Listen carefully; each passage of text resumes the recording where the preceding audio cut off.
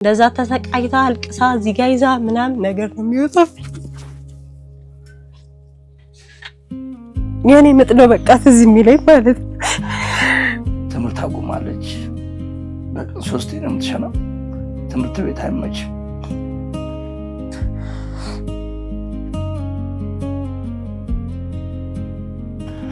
በቃ ምንም ማድረግ ስለማንችል ቤት ውስጥ ቁጭ አደረግናት።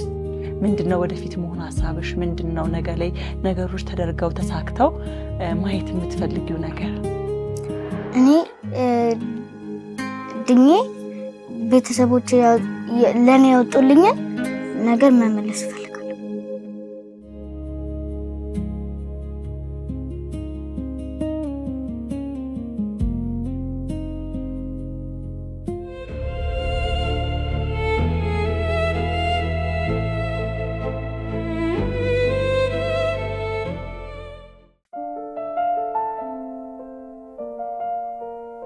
ህይወት ለሁላችንም እኩል አልበራችም። ምናልባት የበራልን ሰዎች ለጨለመባቸው በበራልን ልክ የሚገባውን ሳይሆን የምንችለውን ነገር ብናደርግ በጣም መልካም ነው። መልካምነት ደግሞ የውስጥ ሰላምን ይከፍላል። አዎ ምንም ጥርጥር የለውም። ዛሬ እንግዲህ ሰው ለሰው በተሰኘው ፕሮግራማችን እነሆ ሰብአዊነትን ልናጎለብት ወደ አንድ ሰው ቤት ሄደን የምንችለውን በተቻለ መጠን ችግራቸውን ልንካፈል ነው። አብረን እንሂድ።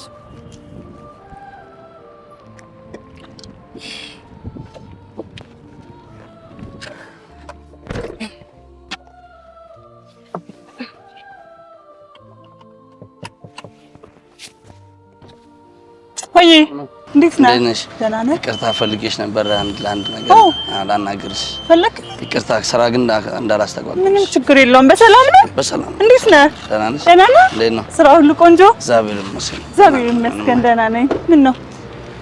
ባለፈው ፕሮግራሙ ላይ አይቼው ነበር የተወሰነች ፕሮግራም። እንደው ወደ እኔ ቤት መተሽ እንድታይልኝ ነበርና እኔ ቤትም በጣም ትልቅ ችግር ውስጥ ነኝ ያለሁትና እሱን እንድትረጅልኝ ብዬ ነበረ። ምን ነው? ምን ተፈጠረ? ሰላም አይደለም? ትንሽ የተወሰነች ችግር ውስጥ ነኝ ያለሁት በጣም። እሺ ችግር የለውም። ግባና በዛ በኩል ግባና በደንብ እናወራለን። ሄደን እናያለን። እሺ እሺ። አይዞ። እሺ ናግባ እባክህ። እንዴት ነህ? እግዚአብሔር ይመስገን። ስራ ቆንጆ? ስራ አሪፍ ነው። እግዚአብሔር ይመስገን። እኔ እኮ መኪና ሳጥቤ ያልከፈልኩት ሂሳብ አለብኝ እንዴ ብዬ። አይ ያው እዚህ ከዚህ በፊት የነበረውንም ስላየሁኝ በቃ መቼ አግኝቼሽ እንደማወራሽ ነበር። በቃ በጣም ቺና አጋጣሚ ነው እንትን እንዳያመልጠኝ ብዬ እየሮጥኩ መጣሁ ሰው ለሰው ፕሮግራም ላይ እና በቃ መቼ ነው አግኝቼ እንደው የኔን ቤተሰብ እንኳን መታመት ጎበኝልኝ የሚል ፍላጎት ነበረኝና አሁን ስትገቢ አይቼ እየሮጥኩኝ መጣሁ። ከዛ ስራ ቦታ ነበርኩኝ። አዎ እኛስ አንድ ቦታ እየሄድን ነበረ። እንግዲህ በመንገዳችን እግዚአብሔር ያንተን ፈቅዷል ማለት ነው። ተገናኘን። እስኪ ተመልካቾችን ተዋውቅልኝና ከዛ እንጀምር። እሺ ደረጀ ይባላለሁ። የአዲስ አበባ ልጅ ነኝ። ያው ሰፈሬ 24 ነው። የተወለድኩትም እዚሁ 24 ነኝ ያለሁት። ያው እንግዲህ አስተዳደጌ ያው እናትና አባት የለኝም። ያው አባቴን በልጅነቴ ነው ያጣሁት። እናቴ እንኳን ያው በ89 ምናምን አካባቢ ነው ያጣኋት። ሁለቱንም አጥቻለሁ። በህይወት የሉም? አዎ ሁለቱም በህይወት የሉም እና ብቻዬን ነኝ ያለሁት። ያው እህቶች ወንድሞች አሉኝ፣ ግን እህቶች ራቅ ይላሉ ወደ ክፍለ ሀገር ምናምን ስለሆኑ እንትን አላሉም። ስለዚህ አሁን ብቻህን ነበረ በልጅነት አስተዳደግክ የነበረው? የህይወትን እያንዳንዱን ነገር ስትጋፈጥ የነበረው ብቻህን ነው ማለት ነው ከልጅነትክ ጀምሮ? አዎ እንግዲህ ያው እኔም ሰፈር በነበርኩበት ሰዓት ያው መቼም እናትና አባት የሌለው ሰው በጣም ብዙ መከራ ያሳልፋልና ቢያንስ እንደው ቢቸግረው እንኳን ሄዶ አልቅሶም እንደዚህ ሆንኩኝም የሚለው ሰው አንድ ሰው ያስፈልጋል። ለማንኛውም ሰው ቢሆን ውስጡን ለሚናገረው ሰው ይፈልጋልና ያው እኔ በዚህች አልታደልኩኝም። እንግዲህ ያው እስካሁን ብዙ ቻሌንጅን አልፌ ነው የመጣሁት። በመሃል ደግሞ አጋጣሚ ልጄም ትንሽ ታመመችብኝ፣ ተጨመረብኝ። ህይወቴ ላይፍ በቃ ምስቅልቅሉ ወጣ በጣም። እስቲ ቅድም እንግዲህ በልጅነትክ ከልጅነት ጀምሮ እናትና አባትክ እንደሌሉ ነግረህናልና ህይወት ምን ይመስል ነበር? ህይወትን ለማሸነፍ የነበረ ቆይታ ምን ይመስል ነበር? እንግዲህ ዛሬ ከመንገድ ያስቆምከኝም አንድ ትልቅ ጉዳይ ይኖርካል ብዬ አስባለሁ። ስለሱም ያው ስንደርስ ታይዋለሽ ስላልከኝ ስንደርስ እናየዋለን ብዬ ነውና ስላንተ የህይወትን ለማሸነፍ ያደረካቸው ፈተናዎች እንዴት እንደነበሩ ስለሱ ብታጫውተኝ። እሺ ያው እንግዲህ በህፃንነት ብዙ ላይፎችን አሳልፌ ነው የመጣሁት። ያው እንዳልኩሽ 24 ነበርኩ። ያው ሱስ ውስጥ የለሁበትም እንደ ድርዬዎችም አልነበርኩኝም እና አጋጣሚ የቤተሰቦቼ ምናምን ቤት ነበረ። ቤተሰቦቼ ያው እንዳልኩሽ በህይወት የሉም። በመሀል ተሸጠና ተከፋፈልን። እንደተከፋፈልን በቃ ብቻዬ ነው። ቤተሰቦችክ ሲያልፉ ማለት ነው? አዎ እናትና አባት ሲሞቱ ከእህት ወንድሞቼ ጋር ቤቱ ተሸጠና ተከፋፈልን። ስንከፋፈል ሁላችንም ወደ የፊናችን ሄደን ያው ሁሉም ቤተሰብ ስላለው ወደ ማስተዳደር ሄደ። እኔም የራሴን ላይፍ ለምንተን ለማለትኝ በቃ ተከፋፈልን። ቤት ውስጥ የተወሰነች ብር ነበረች የደረሰችኝ። በዛች ብር እንዳልኩሽ በመሃል ላይ ትዳር መጣ። ትዳር ያስኩኝ። በመሃል የመጀመሪያ ልጄን ሴት ነች፣ እሷን ወለድኩኝ። አሁን 11 ዓመቷ ነው። ወደ 12 አካባቢ ልትይዝ ነው። የመጀመሪያ ልጄ ማለት ነው። ሁለተኛው ልጄ 5 ዓመቱ ነው። ወንድ ነው። ከዛ በኋላ እንግዲህ ትዳርን ከያዝክ በኋላ እኔ አሁንም ማቀህ እኔ እዚህ ስራ የምሰራበት አካባቢ ላይ ፓርኪንግ እንዲሁም ደግሞ መኪና በማጠብ ነው የምትተዳደረው። እኔ ጋር ብዙ ጊዜ ተገናኝተናል አይደል? እንዴት ነው የህይወት የስራዎች መንገድ አሁን ላይ የገቢ ምንጭ? ከዚህ በፊትም ደግሞ ይሄን የገቢ ምንጭ እስክታገኝ ድረስ እየሰራህ የመጣህባቸው ህይወት መንገዶች ምን ይመስላሉ? አዎ ያው ትዳር ከያዝኩ በኋላ ያው ልጅም መጣ። ከዛ ባጃጅ እንትን አስከባሪ ነበርኩኝ፣ ተራ አስከባሪ። ወደ 38 ባጃጅ ነበሩኝ በስሬ ማለት ተራ ማስከበራቸው ማለት ነው። እና በቀን 1000 ብር ነበር የምቀበላቸው የነበረው። ያኔ የተወሰነች ብር ሰበስብ ነበረና ከዛ እዚህ ከተማ ላይ መቀመጥ አይቻሉም እናንተ እዚህ አታስፈልጉም ተብሎ በተኗቸው ያሉትና በቃ ልክ እነሱ እንትን ሲሉ በቃ ምንም ማድረግ አልቻልኩም። ቀጥታ ወደ አልፎዝ መጣሁ።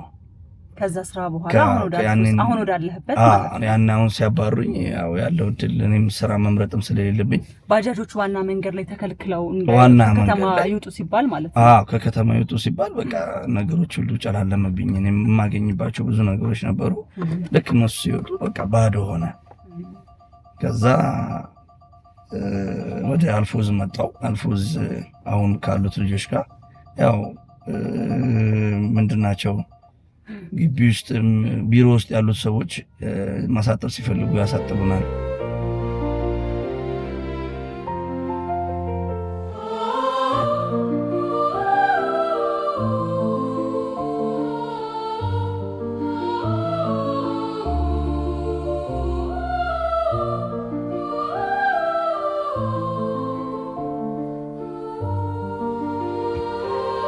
ሶስት 100 ብርም ሰጡን፣ 200 ብርም እሱን እየሰበሰብን ነበር የምናጠውና በቃ እንግዲህ በጣም ነገሮች እንትን ሲሉ ምን ላድርግ በቃ ማለት እንደ ድሮ አይደለም። አሁን ሁሉ ነገሮች ስለተጨናነቁ ማንም አያሳጥብሽም።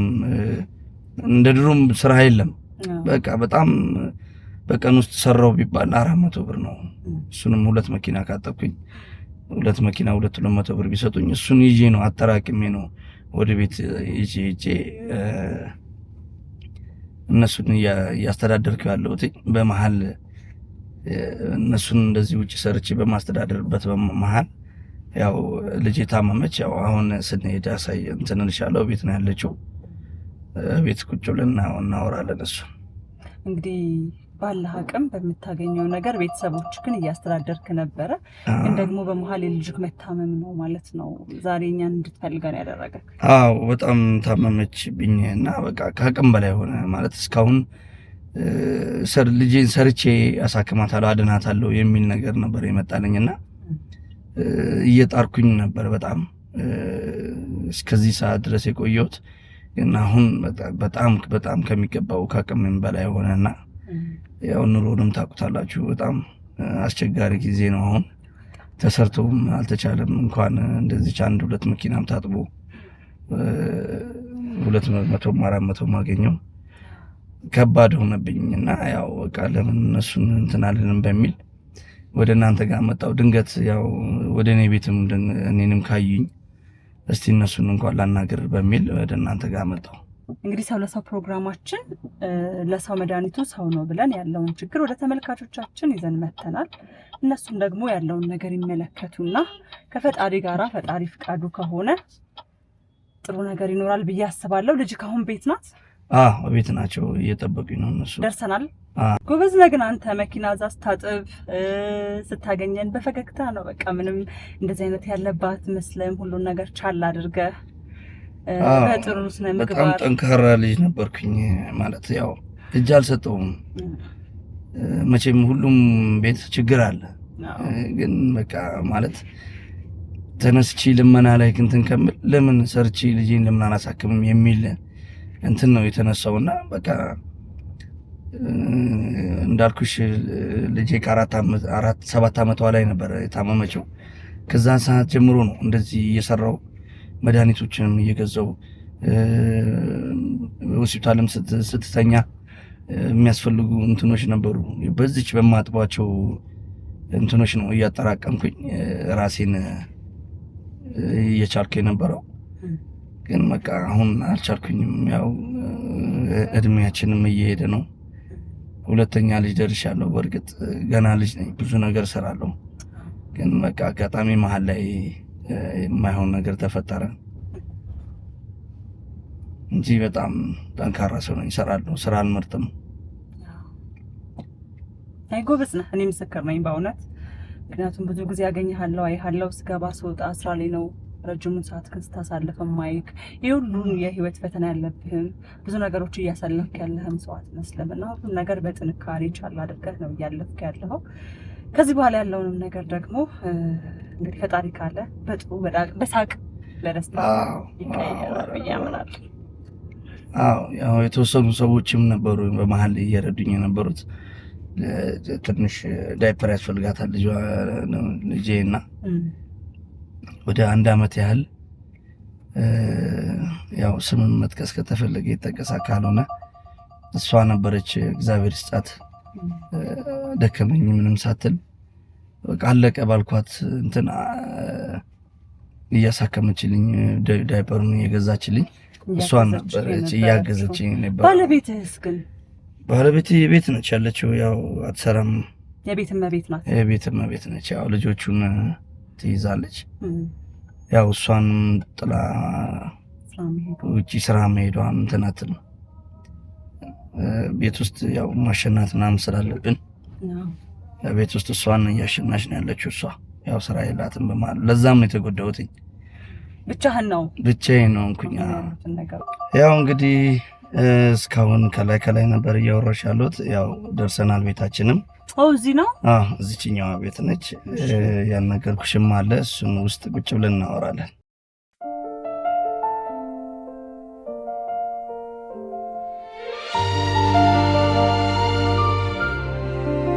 እዚህ ነው የምንገባው? እዚህኛው ቤት ነች። እሺ፣ ናቅደማ አንተ። እሺ ተመልካቾቻችን እንግዲህ ዛሬ ልንሄድ ያሰብንበትን ትተን ፈጣሪ ወደ ፈቀደበት ቤት መተናል። ወደ ውስጥ ልንገባ ነው። ይዘን ከእናንተ ጋር እንግባ። ሰላም ለዚህ ግቢ። ይኸው ደርሰናል። ልጆቹም እዛው። አይዞክ። ልጆች ናቸው? እነሱ እየጠበቁ ነው። ያው እየጠበቁን ነው። ወንዱ ቁጭ ብሏል። ነይ። ሰላም ለዚህ ቤት። እንደምን አለሽ? አለ ባባ ና ሰላም በለኝ እንጂ ጎረምሳ ልጅ እንዴት ነህ? ስም ማን ነው? ባርኮት ማ? ባርኮት ደረጀ ኃይለ መስቀል። ጎበዝ አንበሳ ልጅ። ባርኮትዬ ደህና ነህ? እንዴት ነሽ? ደህና ነሽ ወይ? ስምሽ ማን ነው? ኤዶም የመጀመሪያ ልጅ ነች። እሷ ባለቤትህ ናት? እሷ ባለቤት ነች። እንዴት ነሽ? ሰላም ነው አለን። እንግዲህ ውጪ ላይ ከምንሆን ያው ወደ ውስጥ ቁጭ ብለን እናወራ አይደለ? እሺ ኤዶምዬ እንዴት ነሽ? አታረግም? ደህና ነሽ?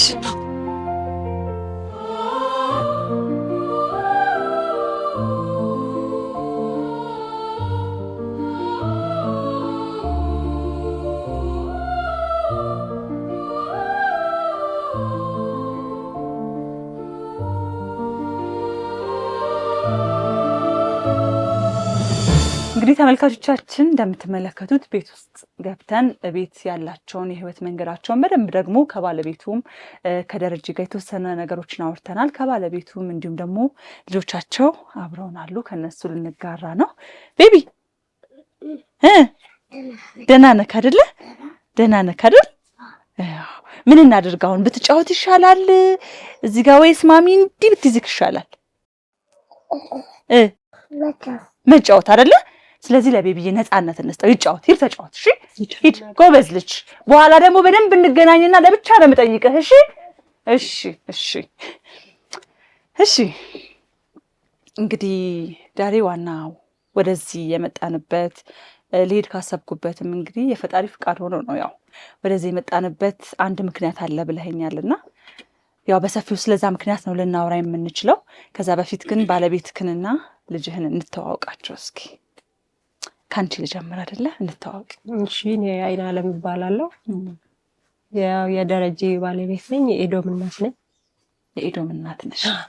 ኤዶም የመጀመሪያ ልጅሽ ናት? ኤዶም የመጀመሪያ ልጅ ናት። ባርኮት ሁለተኛ። ባርኮትዬ አሁን የሄደው ሁለተኛ ልጅሽ ማለት ነው። ኤዶምዬ አንቺንስ እንተዋወቅሽ። ስሜ ኤዶም ይባላል።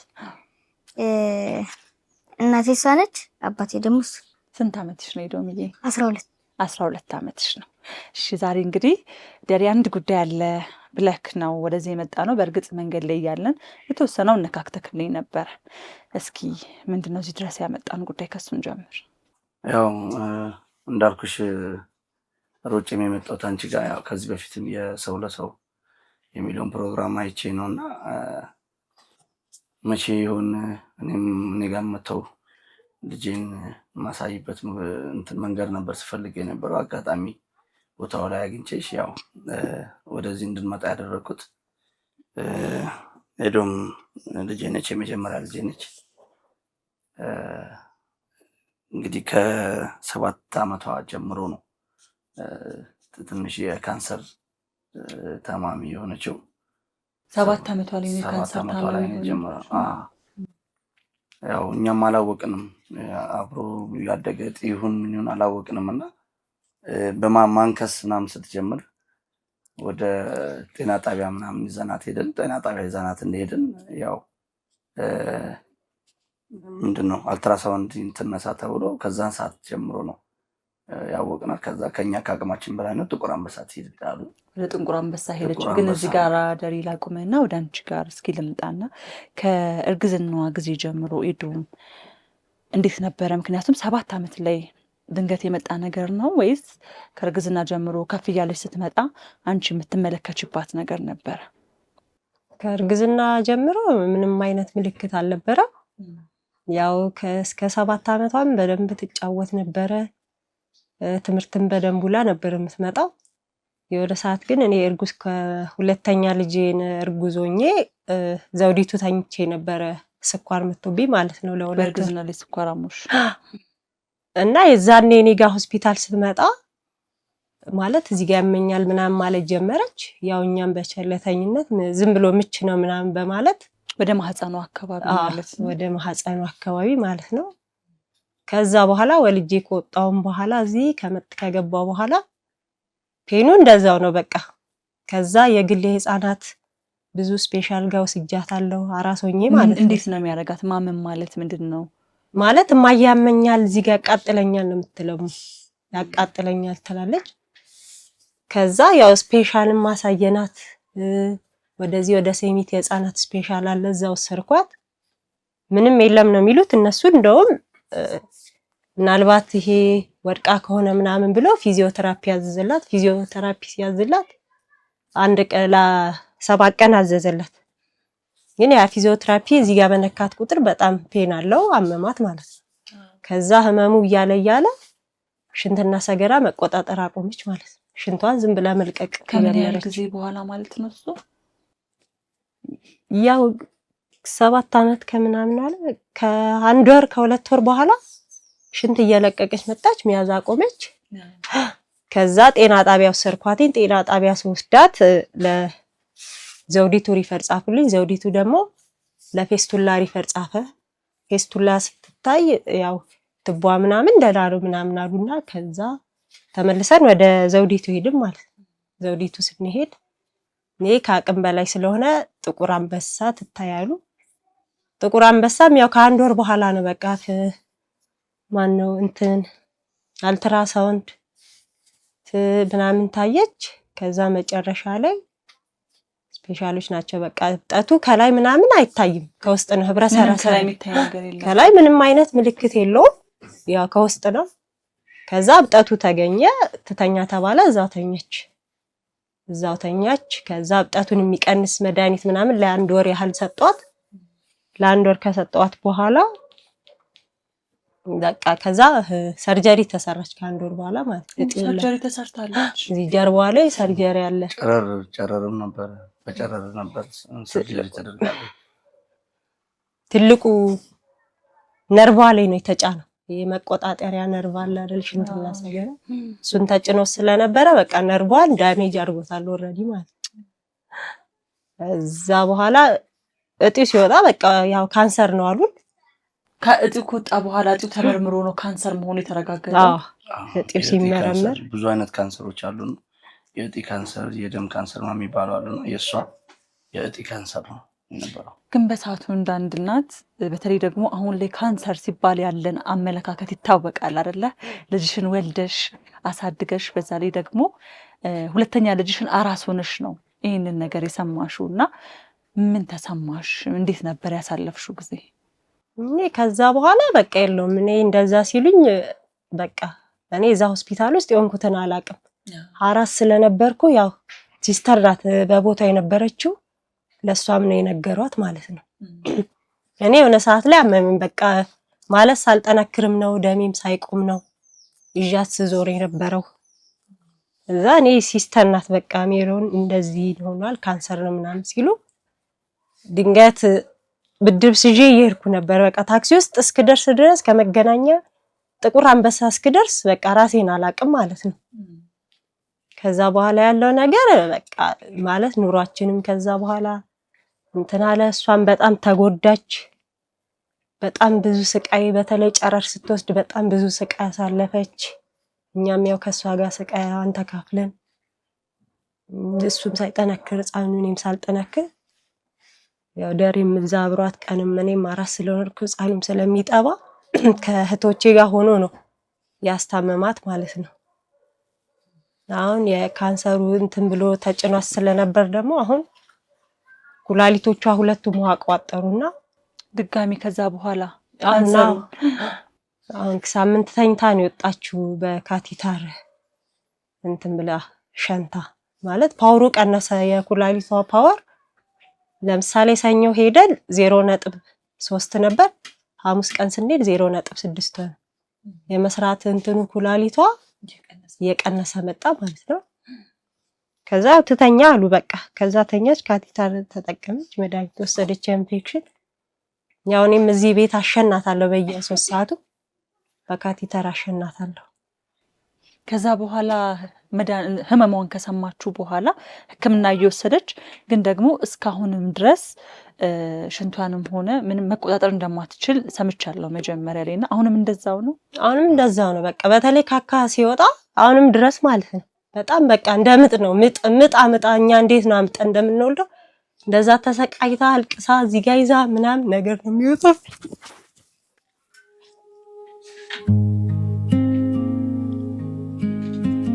አይዞሽ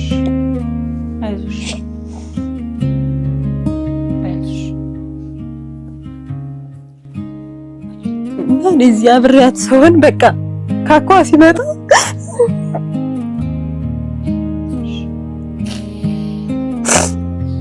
የኔ ምጥ ነው በቃ ትዝ የሚለኝ ማለት ነው።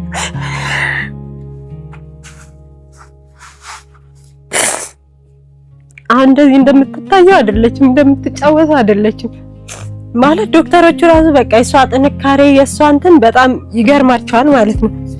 ኬሞ በራሱ ማለት ነው በጣም ከባድ ነው። ኬሞ ጨረር ስትወስድ ተሰቃይታለች፣ ኬሞ ስትወስድ ተሰቃይታለች። አሁንም ደግሞ በቃ ይሄው በሰገሯ ላይም ሲወጣ ስቃይ ነው። አመጣ ማለት እንደ እንትን አመጣ ነው የሚወጣላት እና ዳይፐርም ትጠቀማለች፣ ካስተር ትጠቀማለች።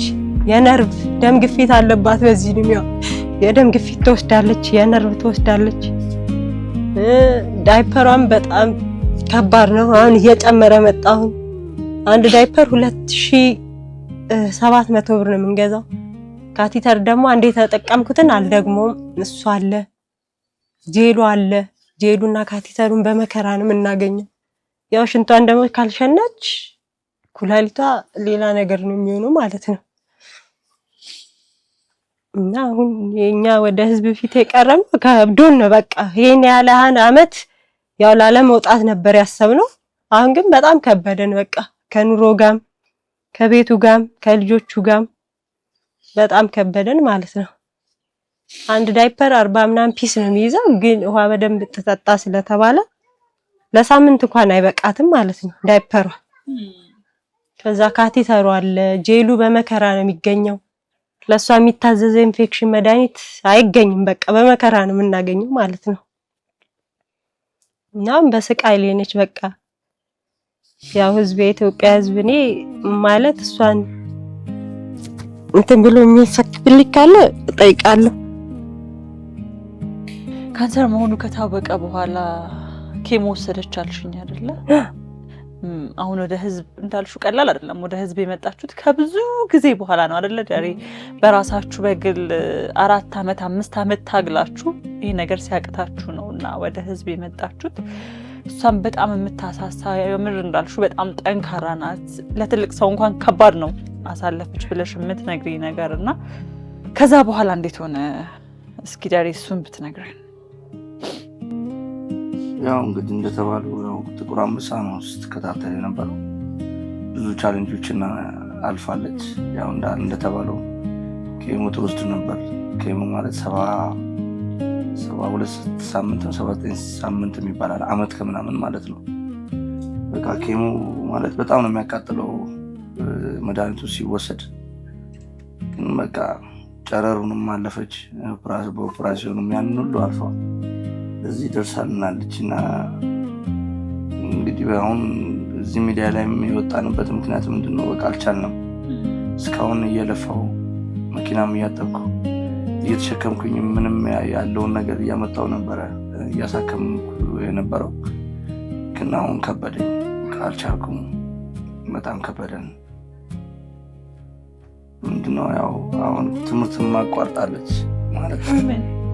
ያው በቃ ወጣ መስራት መጫወትም አልችልም።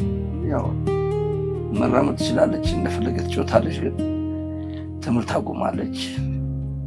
3 ነው የምትሸናው። ትምህርት ቤት አይመችም።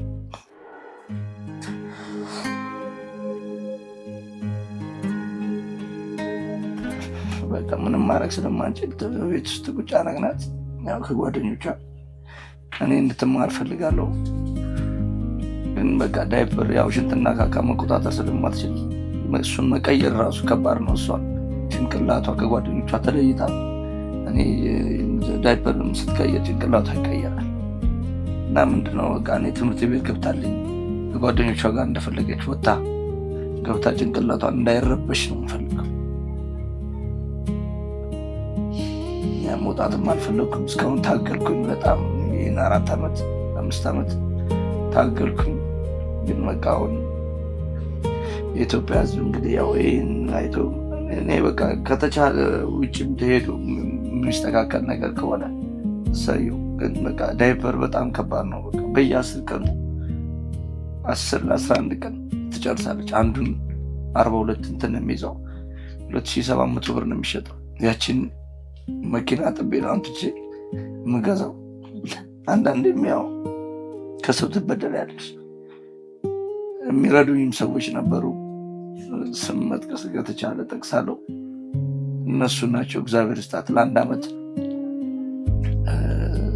ዳይፐር ሲያልቅ የእሷ መዳን እንደ ስለት ነው ብላ ስትረዳኝ ነበረ። ያው አጋጣሚ እሷም ያው ሁሉም ቤት ችግር አለና መሀል ላይ አቆመችብኝ።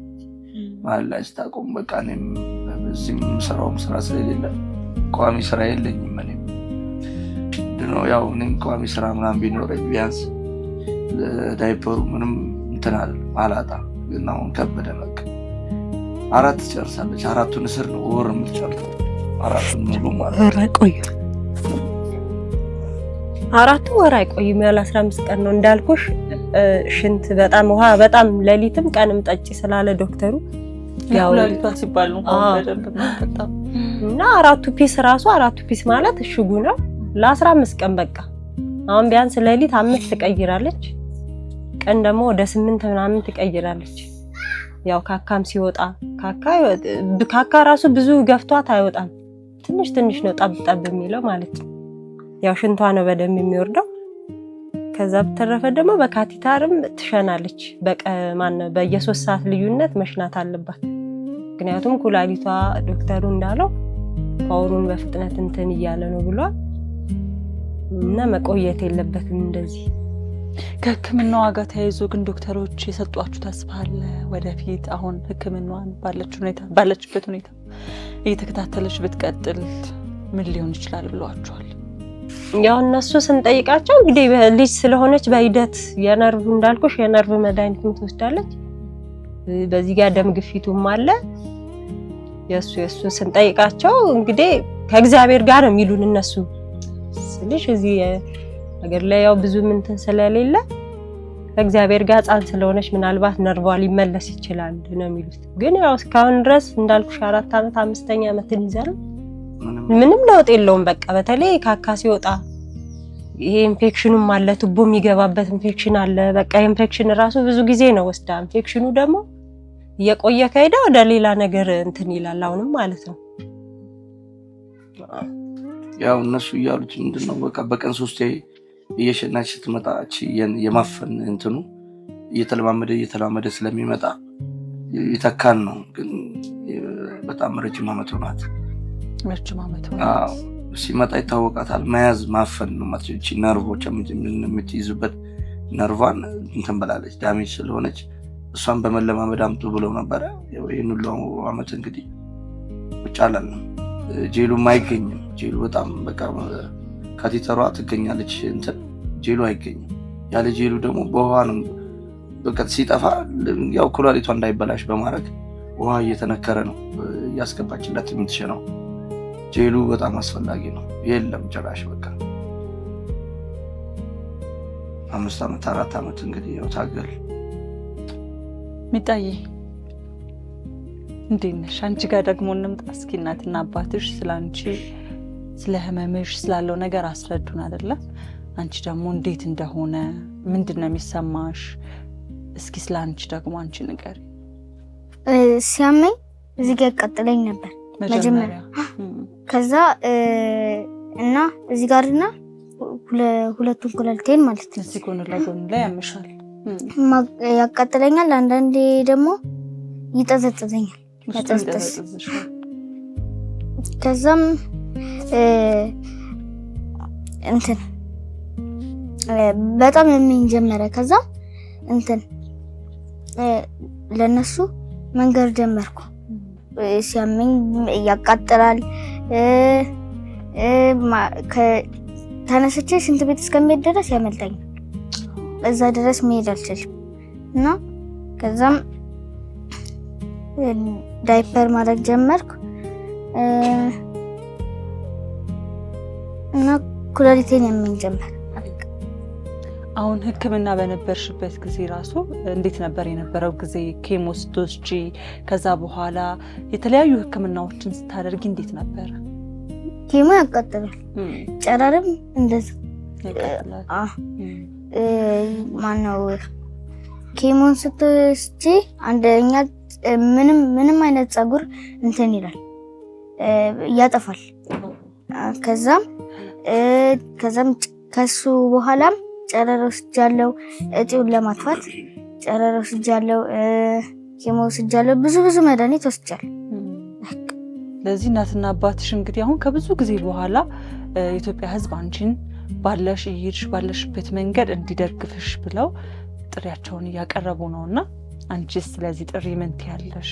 ምንድነው ወደፊት መሆን ሐሳብሽ? ምንድነው ነገ ላይ ነገሮች ተደርገው ተሳክተው ማየት የምትፈልጊው ነገር? እኔ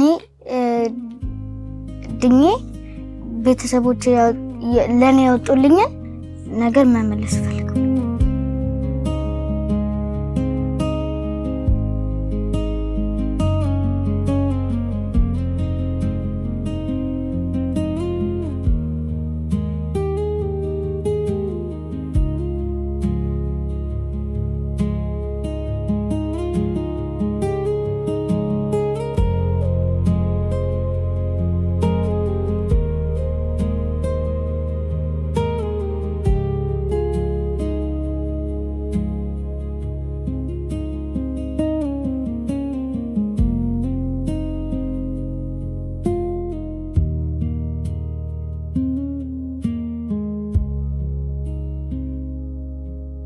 መመለስ ትፈልጊያለሽ? እግዚአብሔር ረዳሻል? ምንድነው መሆን የምትፈልጊው ወደፊት? ፓይለት መሆን ነው የምትፈልጊው? እግዚአብሔር ረዳሻል። እንግዲህ የኢትዮጵያ ሕዝብም አለ እግዚአብሔርም አለ። እንጸልያለን። ከመጸለይ ያለፈውን ደግሞ የሚደረገውን ነገር በሙሉ እናደርጋለን። አንቺ በጣም ጠንካራ ነሽ፣ ጎበዝ ልጅ። እሺ እርሷን እያየሁት ነበርና ብሬስ አድርጋለች። እስኪ ስለሱ የተወሰነ ነገር ትነግሪኛለሽ? እሺ ያው ብሬሱ የሱ ጓደኛ አለች እዚህ እና ስለሷ ህመም ስለሷ ፔን ምናምን ነግሯት እስቲ ሊያት ምናምን ብላ ከሱ ጋር ተቃቅፈው የተነሱት ፎቶ አለ ማለት እና ጥርሷ በዚህ ውስጥ ሁለቱ በቅሏል፣ ይሄኛው እንዲህ ተንሻፎ ምናምን ነበርና ይሄንን እንዴት ዝም አላችሁ ምናምን ብላ ስፔሻል ናት እዚህ የጥርስ ህክምና ናት አላት የራሷ በቃ እኔ ስፖንሰር ሆናታለሁ ምናምን ብላ እሷ ነች አክማ መጀመሪያ የሚነቀለውን ነቅላ ምናምን አሁን ይሄ የተንሻፈፉት ምናምን እንዲስተካከልላት ብሬስ አሰረችላት። አሁንም የምትከታተላት እሷ ናት። ጥርሷን የምትከታተላት እሷ ናት። እግዚአብሔር ይስጣት። እንግዲህ እሷም የራሷን አንድ አሻራ አሳልፋለች።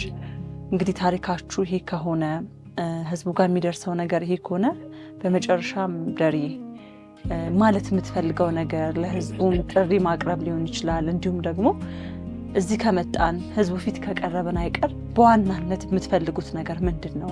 አሁን ላይ የጎደለው ድጋፍ የሚያስፈልጋችሁ ነገር ምንድን ነው? ያው በቃ እኔ ልጄ እንድታከም ነው የምፈልገው። ያው ወደ ውጭ ሄዳ ማለት ያው እስካሁን 5 ዓመት ከ7 ዓመት እስካሁን እስከ 11ኛው ዓመት ድረስ ተለፍቷል። እዚህ የሚሆን ነገር አይደለም መሰለኝ። ወደ ውጭ ሄዳ ታክማ ልጄን እንድትመለስልኝ ነው የምፈልገው። ካልሆነ ደግሞ እንግዲህ ያው እግዚአብሔር ካለ በዳይፐር ነው ያለችው። ዳይፐሩ በጣም ስለሆነ ዳይፐሩን እንትን እንዲለኝ ያው እኔ ቋሚም ስራም ስለሌለኝ ቋሚ ስራ የለኝም። እኔ በዳይፐሩን በምንም እንዲያግዙኝ ነው። እሺ እኔ ያው የምለው ካቲተሩ የሚያስፈልጋታል። ያው አንድ ካቲተር አንዴ ብቻ ተጠቅሜ ነው የሚጣለው ማለት ነው ኢንፌክሽን እንትን እንዳይል። ዳይፐር አለ፣ ጄሉ ውድ ነው። ጄሉ ቢያንስ ለ4 ቀን ወይ ለ3 ቀን ቢያገለግለኝ ነው። አንድ ጄል ያው 1800 ብር ነው። ካቲተሯም 20 ምናምን ብር ነች አንዷ። ያው አንድ በየ3 ሰዓቱ ነው የምትሸናው እስከ ሌሊት ድረስ አሸናታለሁ። አሁን ዳይፐሩም ከባድ ነው። የምትበላው ምግብ ትምረት ተብሏል። ይሄ አሳነኮች ዶሮች ምናምን ትብላን የተባለው ምክንያቱም ካንሰሩ አጥንቷን እንትን ብሎታልና እንድትጠነክር የተቻላችሁን ያህል የምትበላውን ነገር በቃ ፕሮቲን የበዛባቸው አቮካዶ፣ እንቁላል፣ አሳዎች ምናምን ትብላን የተባለው። እኛ ደግሞ ያው እንደምታውቂው እኔ እቤት ነው የምውለው እነሱን በመያዝ ሲቀጥል እሷንም ስለማሸናት እኔ ስለሆንኩ የምችለው ማሸናት በማህፀኗ እንትን ብዬ ማሸናት እኔ ስለሆንኩ እኔ ቤት ነው ያለሁት። ደሬ ነው። ደሬ ደግሞ ያው መኪና አጥቦ ነው አንዳንዴ መኪና እያጠበ አንዱ ዳይፐር ገዝቶ አንዱ ሌላውን እስኪያጠራቅም ድረስ ብር ያጣል ከእጁ ላይ እና ብዙ ሰው ይለምናል። የብዙ ሰው ፊት ያያል። በቃ አንስ ማለት ሲከብደንና ማድረግ ሲያቅተን ነው ሰው ፊት የቀረብነው እና የተቻላቸውን የኢትዮጵያ ሕዝብ ያው እንዲረዱን ስል እጠይቃለሁ ማለት ነው። በዳይፐርም በካቲተሩም በጄሉም ያው በምትመገበውም ነገር ሰው የተቻለውን ያህል እንዲረዳን ነው የምጠይቀው ማለት ነው። እኔ መሆን የምፈልገው ያቋረጥኩትን ትምህርት መቀጠል እንደ ኩዮቼ መጫወት ምናምን እንፈልገው እና እሱን ለማድረግ ደግሞ መዳን ያስፈልጋል። ስለዚህ ድኜ መግባት ፈልጋለሁ ትምህርት ቤት። እሺ እንግዲህ ጥሪያችሁን እኛም እናደርሳለን። በተቻለ አቅም ዘላቂ መፍትሄ የሚሆን ነገር የሷንም ህይወት የሚቀይር ነገር ሴት ናት። ወደፊት ብዙ ነገር አለ፣ ብዙ ነገር ይጠብቃታልና እሱንም ታስቦ እንግዲህ እግዚአብሔር ከፈቀደ መደረግ የሚችለውን ነገር በሙሉ እኛ ያለን አቅም ህዝቡ ጋር መድረስ ነውና ወደ ህዝቡ እናደርሳለን። ከዛ በኋላ ያለውን ነገር ፈጣሪ ያውቃል። እንግዲህ አባይ ቲቪም ደግሞ እንደ ጣቢያ የሚችለውን ነገር ለእናንተ እንደሚያደርግላችሁ ቃል ገባለሁ። እሺ እናመሰግናለን። ያው እዚህ ድረስ መታችሁ የኛን ችግር የኛን ልጆቻችሁ ልጆቻችን ናቸው በማለት እኛን መታችሁ እዚህ ድረስ እናንተም ችግራችን ስለተካፈላችሁልን እናመሰግናለን። በጣም እግዚአብሔር ይስጥልን፣ ተባረኩልን እንላለን። አሜን አሜን። እናንተም ተባረኩ። አሜን። እንግዲህ ፈጣሪ ጨመርበትና ምኞታችን ይሳካ ይስመር፣ ለደስታ ለሳቅ እንደገና ለመሰብሰብ ያብቃን። አሜን። ተመልካቾቻችን እንግዲህ አንዳንድ ስሜቶች በቃል ብቻ ተነግረው የሚገቡ አይደሉም። ምክንያቱም ትልቅ ሰው እኔ ካንሰር የታመመ ሰው አውቃለሁ። ትልቅ ሰው መሸከም የማይችለውን ነገር እቺ አንድ ፍሬ ልጅ ግን በጽናት ጎበዝ ሆና ጠንክራ እያወራች ቤተሰቦቿ ፊት አልቅሳኛንም ላለማስለቀስ ጎበዝ ሆና ቆማለች እና የእውነት በጣም ነው ያሳዘነችኝ። አባይ ቲቪ እንደ አባይ ቲቪ ማድረግ የሚችለውን ያደርጋል። ግን ደግሞ ደግነትን የመሰለ የሚከፍል ነገር የለም። ስለዚህ ሁላችንም የቻልነውን ነገር አድርገን የዚችን ልጅ ተስፋ ወደፊቷን ጥሩ እናድርግላት። እኛ በምንችለው በቀጣይ ቪዲዮ ወደ እናንተ የምንመጣ ነው የሚሆነው። እንግዲህ በዛ